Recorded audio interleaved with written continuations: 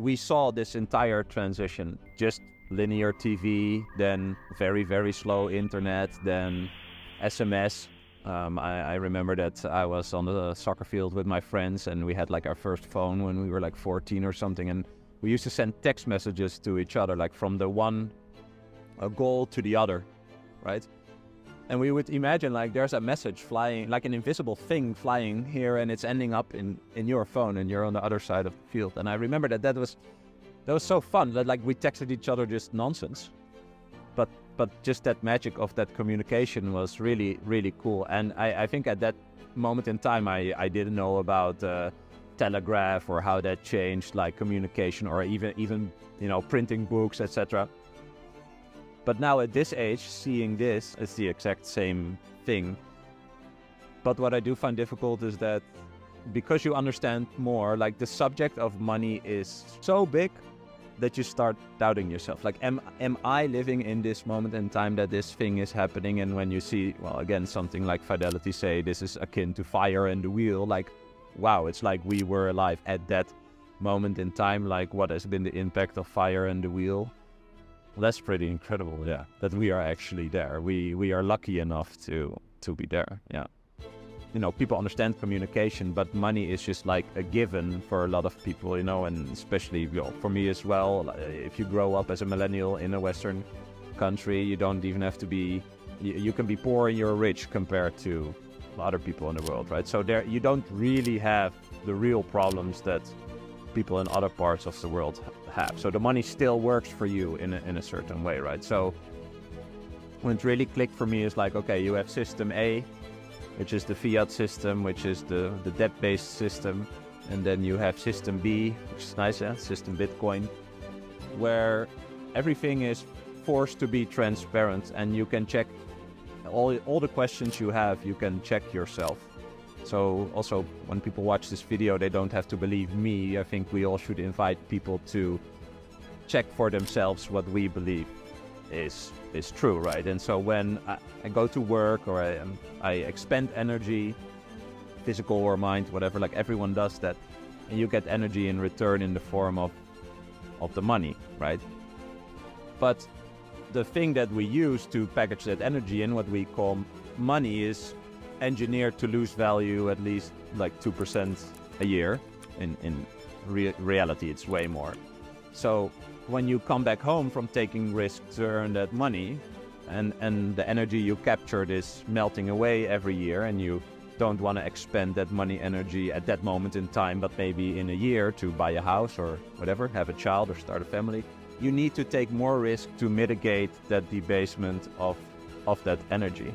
And I think what is nice, I realized like I'm pretty risk averse and I'm also lazy, right? Like other people, like most people are lazy, right? So I was like, I don't want to participate in this thing. I tried trading stocks and doing these things, but it's just, I'm too emotional. Like I don't want to do that. So when I realized, hey, I can save value in this new system that I finally, at that point I understood it, like this is not going to be debased. And if there's other people who think the same and basically flee to this system where we can just store the energy until another point in time or space, then that is the best thing to ever like save your energy in. So then I stopped viewing getting Bitcoin as buying Bitcoin. I started viewing it as just moving energy from system A to system B, and then I went all in basically, yeah.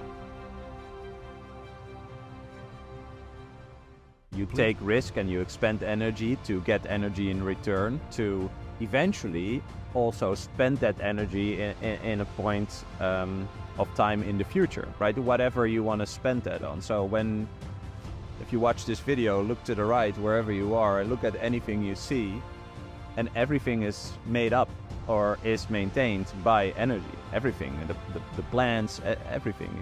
We are looking at concrete or just stones, whatever, like they all came from an expenditure of energy. It's condensed energy in a certain way. And so if your life is a set amount of time where you can expend energy to do things, then you should be able to expend that energy whenever you want.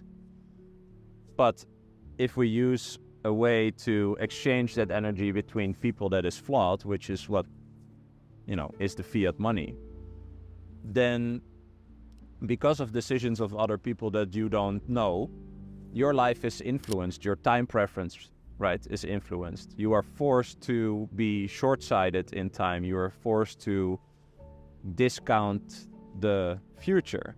But if you think about life and you think about, okay, I have a certain amount of time on this life, which, nobody knows how long they have, but you should not discount your future. You are building towards a future. Like if you get a child, you are building towards a future. You want to see that child grow up. But if you're forced to make decisions or forced to be an investor, then that time is discounted, or it's stolen from you, or it's corrupted in a sense. Your freedom is gone, or at least it's influenced by that. And that doesn't sound like freedom to me, like wherever you live or whatever the rules are. Of course, people need to follow rules to interact with each other, but this is the base layer of interaction with each other. You have a trade, I have a trade, we shake hands on a certain deal. That should be enough. If you agree that everything that you do costs energy to create or maintain, and therefore you get rewarded in energy as well. I think an energy example is good, right? So let's say you have a pizza and it's 1,000 calories, and you have 8 pieces in that pizza, right? Then each piece is 125 calories. So let's say you do something for me and you say that you're going to expend 125 calories, so you want 1 piece of the pizza from me. Then that is what we shake hands upon, and I give you that piece of pizza. You can eat, you replenish your energy, and then you can, you're still alive, you can expend that energy again. And so what people think about inflation is that when the governments or the banks create money, that the pizza gets bigger, that they create that energy. But energy cannot be created from nothing. So what they do is they cut the slices. So it goes from 8 to 16 pieces. But then when I hire you again, you still expend the 125 calories, and now you say, I want 2 units of the pizza that you are paying me with.